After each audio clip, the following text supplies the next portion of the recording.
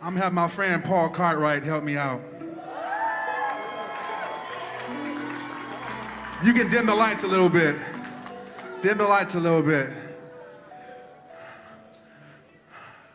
So a lot of people ask me like, what made you put out a three-disc album? So when I was working on this music, I started having this dream. It sounds crazy, right? So I just wanted to tell you I'm part of the dream that made this album what it is. Is that cool?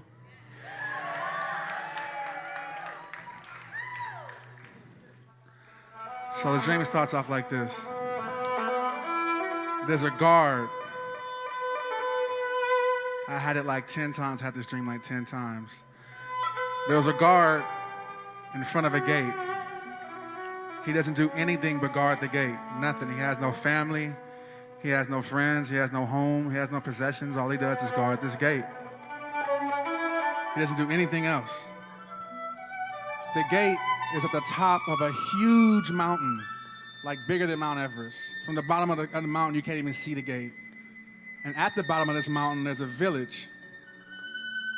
And there's all these people that live in the village. And all the people in the village do is train every day, all day, to be able to challenge this guard so they can become the guard, so they can guard the gate. That's all they cared about. That's all he cared about.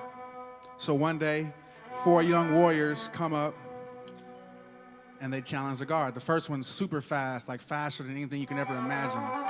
But the guard beats him anyway. The second one is super strong, but the guard beats him anyway. The third one is fast and strong, but the guard beats him anyway. And the fourth one is faster and stronger than any of the other three, but the guard could still beat him, and he sees openings where he could take him out, but he sees something special in him.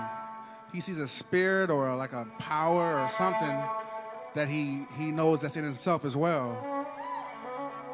And so he has this thought that he never had before, that he didn't have to be the guard anymore. He can let this young man be the guard. So he makes a decision, and he opens himself up and lets the young man basically take his life. The gates open, and these people come and drag him into the gate. And just as he's about to go in the gate, he opens his eyes, and you realize that none of that happened. He was just dreaming.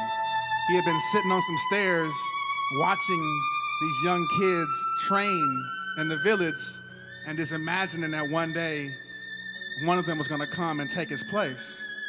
So then the dream would flash forward 10 years, and those kids that he actually was watching, they actually were now at the level where they were going to go challenge the guard, and they were going up the mountain to come meet him.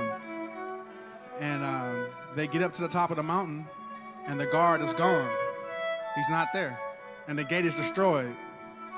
And like their whole lives are like crashing because that's all they ever did. All they ever thought about was coming and challenging this guard. And that's the plan. So stick around.